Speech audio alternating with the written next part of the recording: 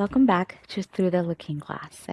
I am excited to be back with fall episodes, and I wanted to kick off with some time to reflect on turning 29. I wanted to share some of the things that I've learned and share my insights and some things that I want to work on at 29 and beyond. So it's been a journey getting here.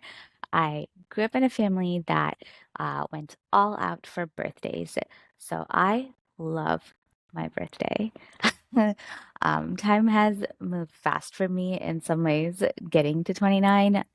When I was younger, I thought I would be an experienced adult by now, but I'm barely scratching the surface. I thought I would be married with at least a kid by 28 or 29. Um, Maybe because 30 felt like a long time into the future, or maybe it was the societal implications of turning 30. It's almost comical to know that I thought that 10 years ago. I don't really see myself doing either of those things by 30 or anytime soon, really.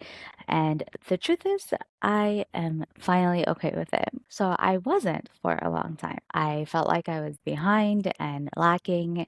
I think society also negatively validates you to think that. For the better part of my 20s, I was feeling anxious about the things that I wasn't doing, particularly in the past few years, I would say.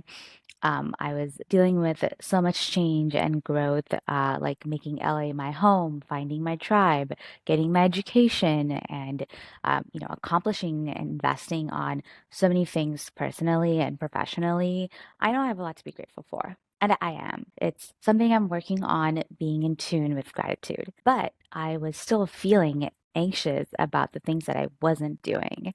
Um, and I felt like I was lacking. I don't know why I felt that way, but I did on a deep level. I don't really know what was the turning point for me, but at one point I did start mentally pushing back the notion that I was running out of time. I had to allow myself to be okay with the timeline that I was on and be present. I know it may seem easy for me to sit here and say that now, but it has been a long term process for me to feel less anxious about running out of time. Once I trusted I will have the time to do all the things that I want personally and professionally, it was like a weight lifted off me. My 28th trip around the sun was definitely filled with surprises and what feels like a lot of tests from the universe. My experiences this year definitely has changed me, and I think that probably will surprise some people. I think I struggled a lot with some situations that came up where I needed to let go of things, especially people. I carry less fear and worry in my heart lately because I'm allowing change to happen organically. I'm more comfortable with myself than I've ever been in the past, and that makes me feel stronger. So that definitely helps me feel centered within myself when I'm going through external changes or changes with close friendships and relationships. I've experienced and continue to experience change in my personnel, as in the people in my life.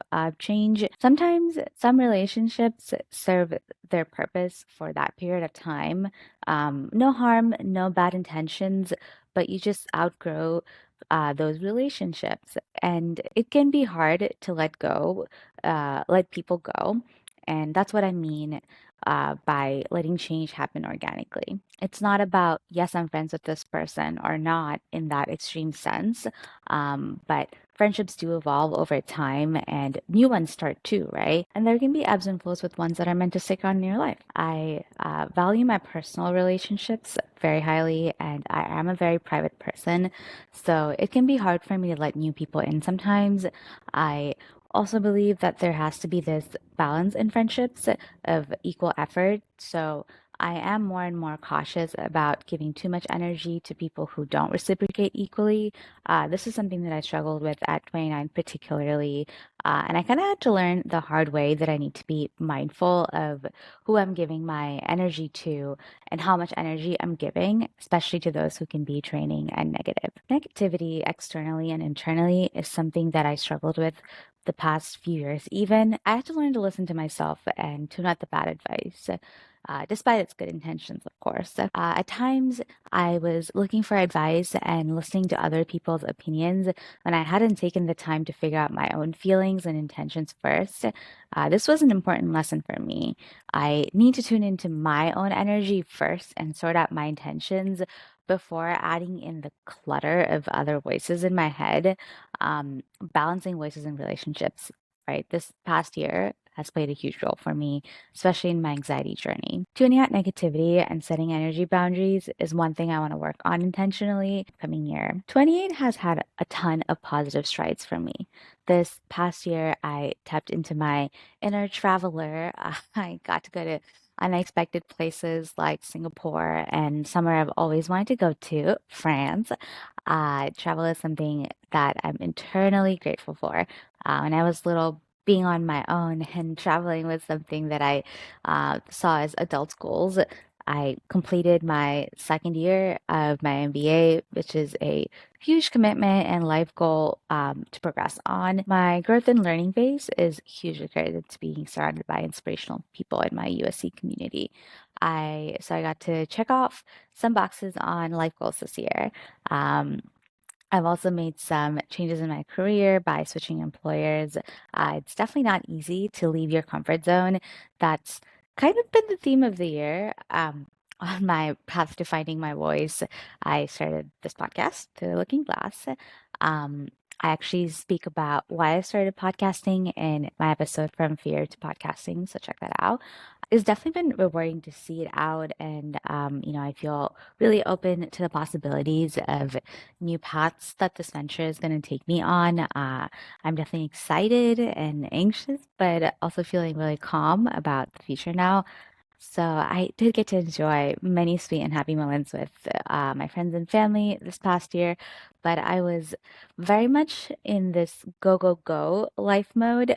I have focused my energy on many things and will continue to work on knowing myself better, but it's hard to give 100% all the time. This attitude and mentality started to drain me and made me feel sad at times. I think a lot of people would be surprised to hear that I've felt sad lately.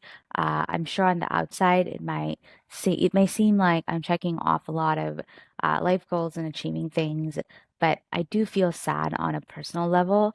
I've focused on personal growth at 28 and will continue to work on knowing myself better. One of my all-time favorite quotes is, "You never know what someone is going through. Don't make assumptions about other people and be kind." Everyone has their struggles, right? Big or small. I know there are people in this world who are struggling for basic needs and dealing with violence in their community. My heart will always go out to those people. At the end of the day, I think we're all trying to figure out life as we go and find our place in the world and live with purpose. So, one of my goals for 29 is focusing on doing things that make me happy and redirecting my energy away from the things that do make me feel anxious or stressed. I know I'm lucky to be able to focus on the pursuit of happiness and purpose. Lately, I have realized how much I spend most of my time doing the things that I don't love because that's just how I make my money, or that's just what I've done for years. It's an interesting query for me to sort out in the upcoming year. On my quest to find purpose and passions in life, I had a lot to reevaluate with. Uh, I had a lot to reevaluate with what I truly wanted out of life, and tune out all the noise of the rest of the world and expectations that gets put on by everyone. Anyone who's the eldest daughter in a brown household can relate to how difficult it can be to deal with expectations. And there's so much internalized limitations and generational trauma to work past. I'm certainly not here to say I've conquered anything profound or overcome anything. Just commenting on my progress and acknowledging the things that do affect my life. Maybe that's relatable to some people. Even though my family is pretty laid back about most things, I still did feel a lot of pressure to do certain things in my 20s that really fed my anxiety, feeling behind, etc. All the things that I spoke about earlier. As much as friends and family may genuinely care, I really do believe the only person I need to listen to is myself. being in tune with myself is something I'm really looking forward to in the upcoming year. If anyone is wondering, I am a Virgo. This episode is just being published later. I wanted to record and publish earlier in the fall, but my schedule just didn't allow it. If you have a Virgo in your life, you would understand how much we love order and perfection. My greatest strength and weakness has always been my organization and perfection attitude. It's a skill that has helped me excel in school and college, but it's something that I've learned to let go of since I started working in industry. In recent years, I've adopted the 80/20 rule, and that's a big step for me, especially in my podcasting journey. I've had to learn to be okay with putting my work out there. Even though it doesn't meet my Virgo perfection status, even the small things like font color and my real edits, they do bother me in hindsight, but I'm making improvements as I go. So another thing I'm embracing is imperfection and letting things progress and happen as they do. What matters more is taking the action rather than doing it perfectly.